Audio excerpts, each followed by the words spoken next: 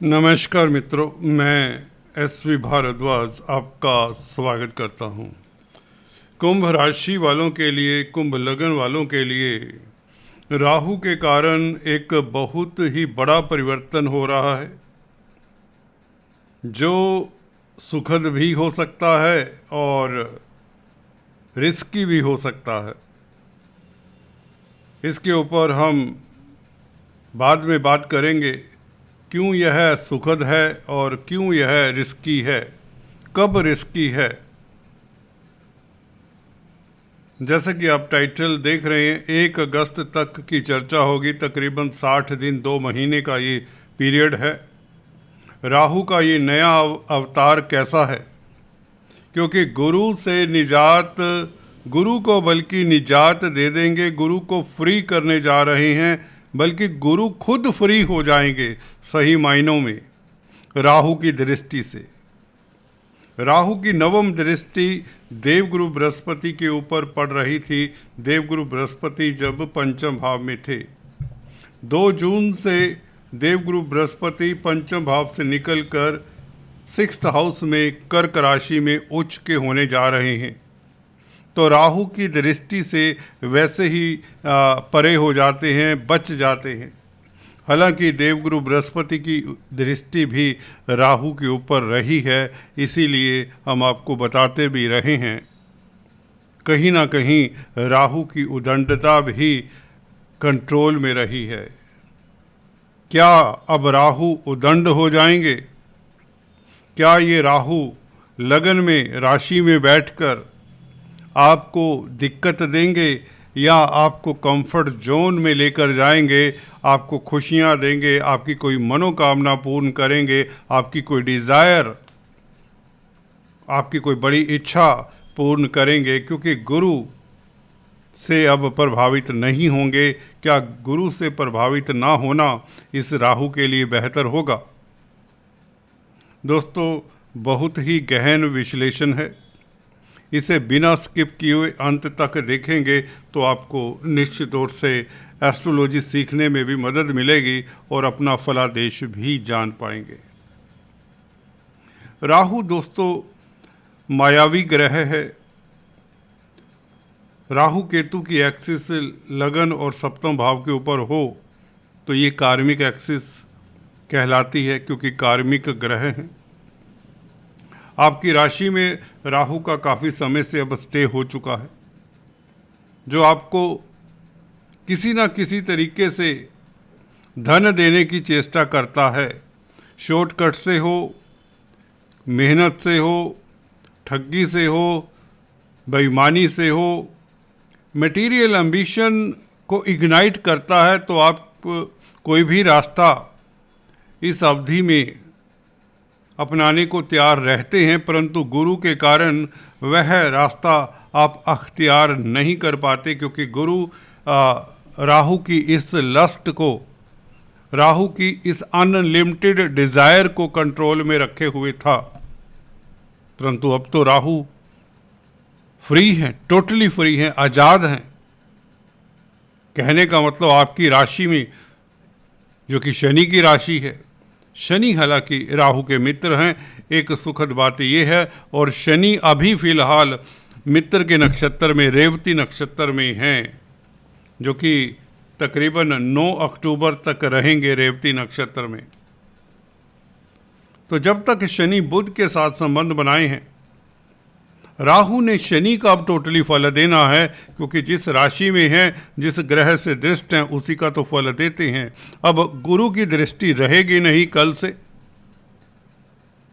दोस्तों, जब गुरु की दृष्टि 2 जून से नहीं रहेगी तो राहु के ऊपर सिर्फ शनि, मित्र शनि का प्रभाव ही रहेगा। और शनि रेवती नक्षत्र में हाल ही में प्रवेश किए थे, बुध के नक्षत्र में। और बुध आपके पूर्व पुण्यों के भाव के मालिक भी हैं, यूं तो अष्टम भाव के भी मालिक हैं, कुमार ग्रह।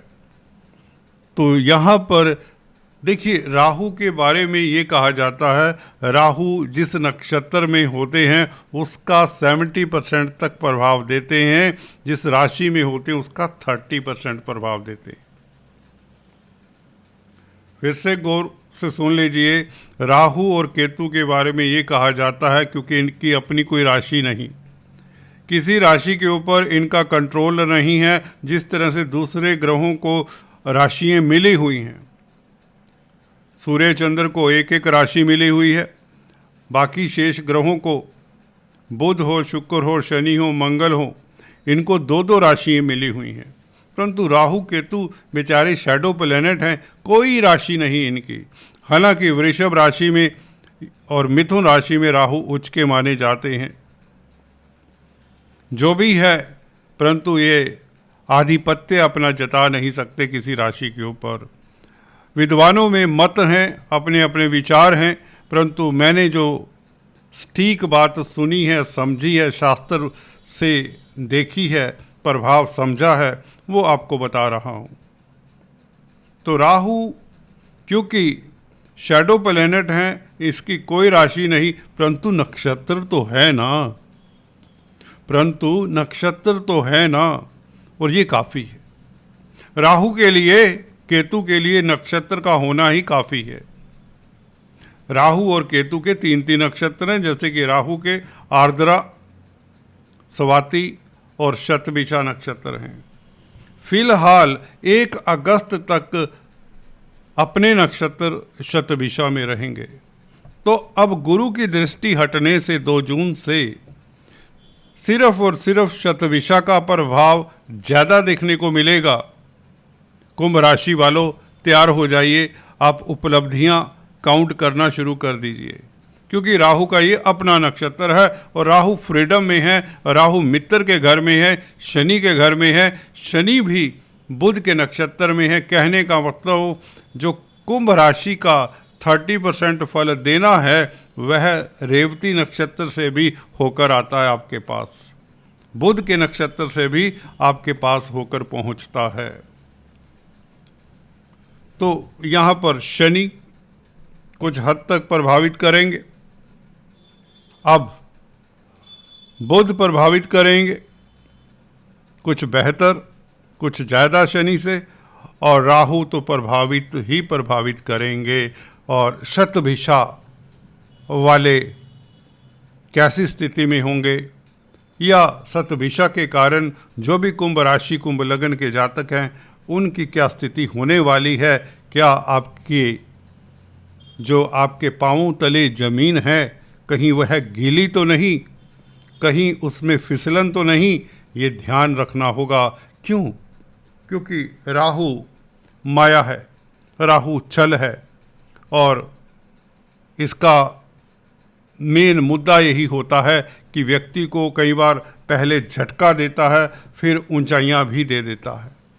डिपेंड करता है किस तरह के ग्रहों से प्रभावित है। क्या आपको झटका देगा? चलिए आपका संशय दूर करता हूँ, बिल्कुल नहीं देगा। सुखद बात ये हो रही है 2 जून से, जहाँ पर गुरु आपके लिए कैरियर के भाव को देखकर कैरियर को ऊंचाइयां देने को आतुर हैं।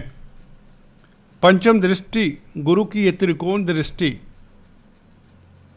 कैरियर में आप बच्चों की तरह खिलखिलाते हुए अपने जैसे ना अवार्ड को पकड़ लेंगे, आपको बड़ी आसानी से आपका टॉय जैसा मिल जाएगा। जैसे पंचम दृष्टि जो होती है ना गुरु की, पंचम भाव क्या होता है? बच्चों का भाव होता है, और गुरु की पंचम दृष्टि जहाँ पर पड़ जाए वहाँ बच्चों जैसा फल मिलता है।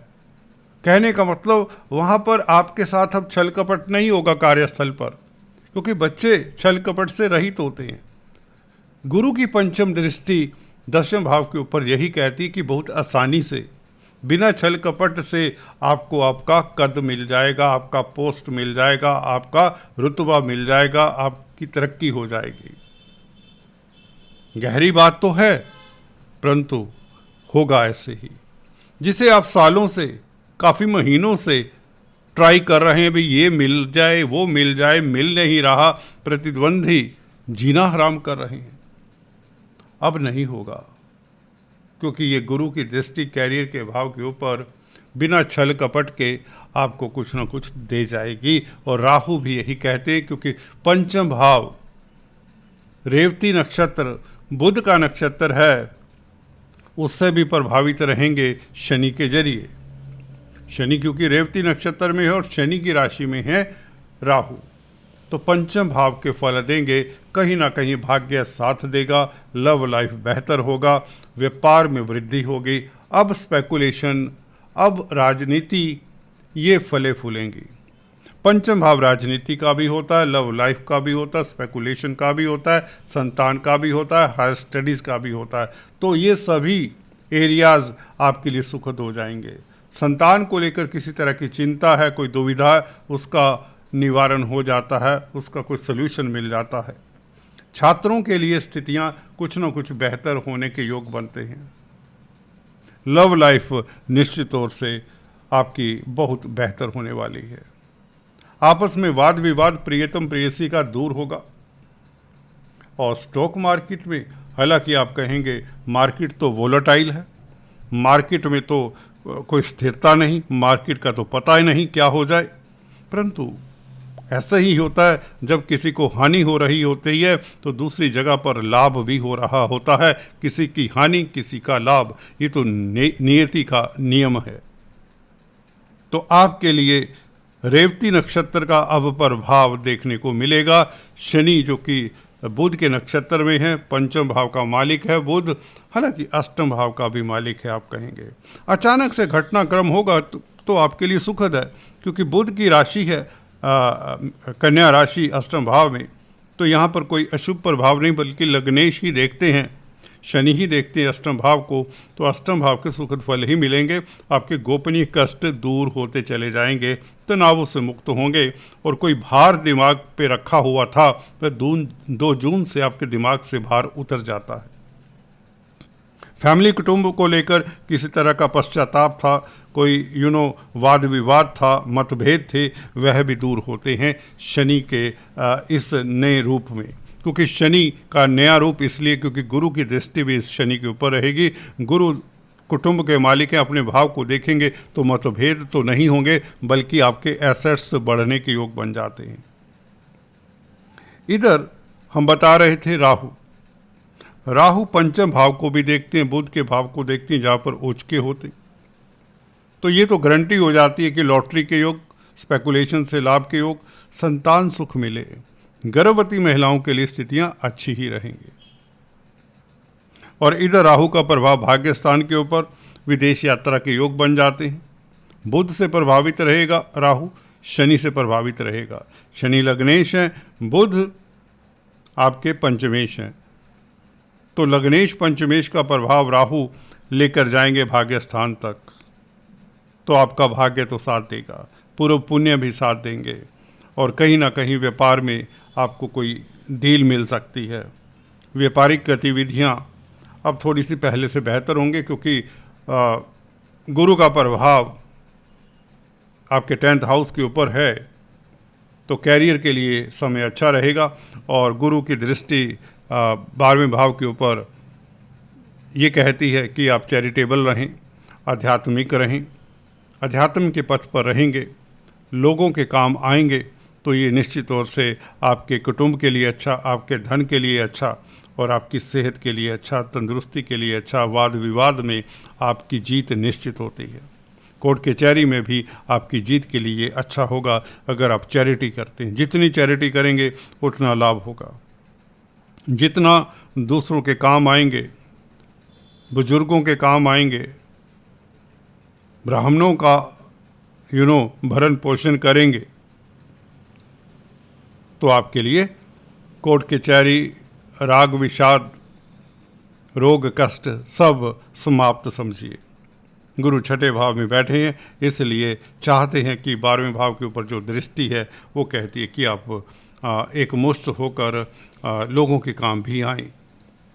असहाय हैं जो निर्धन हैं, उनके काम नहीं आते, तो गुरु नहीं रहते, फिर ना वो कैरियर को फिर अच्छी दृष्टि दे पाएंगे, ना ही आपके कुटुंब को। गुरु ऐसे ही हैं, जिस तरह से राहु अपनी परिपाटी नहीं छोड़ते, उस तरह से गुरु और शनि भी अपना परिपाटी, अपना जो सिस्टम है वो नहीं छोड़ते। जैसे शनि न्याय करते हैं, गुरु आपका उत्थान करते हैं, और राहु तो दोस्तों जिस राशि में होते हैं, जिस ग्रह से दृष्ट होते हैं, उसी का प्रभाव देते हैं। राहु के उपाय आप कर सकते हैं। अगर आपके लगन में कुंभ राशि में पहले से अशुभ ग्रह हैं तो राहु आपको विचलित करने वाले ग्रह हो सकते हैं इस अवधि में। अपने नक्षत्र में हालांकि जो लोग ऑनलाइन बिजनेस करते हैं या इंटरनेट जगत इत्यादि में हैं, स्पेस टेक्नोलॉजी या पराविद्याओं के साथ नाता है, शतभिषा नक्षत्र में है। शतभिषा मीन्स 100 वैद्य, 100 वैद्य। अगर मेडिकल क्षेत्र में खासकर हीलिंग विद्याओं में है, पराविद्याओं में है, तो आपको बेहिसाब लाभ होगा, आपका बिजनेस चलेगा। टेक्निकल क्षेत्र में भी आपको महारत हासिल होगी। इलेक्ट्रिकल एरिया से भी आपको फ़ायदा होगा। इलेक्ट्रॉनिक्स या जो कंप्यूटर आईटी लाइन के क्षेत्र में, उनके लिए भी समय उत्तम रहेगा। राहु ऐसे कार्यों में सफलता देते जो दिखते नहीं हैं। तरंगें, जहाँ पे वेव्स हैं, जहाँ पे साइंस है, जहाँ पर टेक्नोलॉजी है, खासकर मॉडर्न टेक्नोलॉजी जो इंटरनेट से जगत जुड़ी हुई है, जो ये टावर्स हैं इनसे जुड़ी हुई है, जो एआई आर्टिफिशियल इंटेलिजेंस के साथ जुड़े हुए, उनके लिए बहुत अच्छा समय रहने वाला है 2 जून से।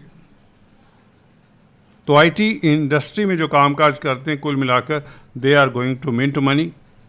उनकी इच्छाएं पूर्ण होंगी, उनका भाग्य साथ देगा और स्पेकुलेशन से भी लाभ के योग बन जाते हैं। अगर आप साइंटिस्ट हैं, डॉक्टर हैं, सर्जन हैं, हीलिंग का कामकाज करते हैं, पराविद्याओं में हैं, कोई साइंटिस्ट रिसर्चर हैं या विदेश सेटल्ड हैं, एमएनसी में कामकाज करते हैं, क्योंकि 9th हाउस के ऊपर प्रभाव अब ये बताता है कि आपकी लंबी यात्रा हो सकती है। वीज़ा इत्यादि को लेकर कोई प्रॉब्लम है, उसका सोल्यूशन भी मिल सकता है। हालांकि उसमें थोड़ा विलंब हो सकता है, परंतु होगा जरूर। गुरु के उपाय करते रहें अगर आप विदेश जाना चाहते हैं। अगर आप चैरिटेबल संस्थानों में कामकाज करते हैं, एनजीओज़ के साथ कामकाज करते हैं, तो गुरु के हिसाब से दान पुण्य करते रहें। दोस्तों, आपको चर्चा कैसी लगी कमेंट करके ज़रूर बताया करें और सब्सक्राइब करने के पश्चात बेल आइकन दबाना मत भूलें। यही आपसे दिल से निवेदन है। Thank you so much. Thank you.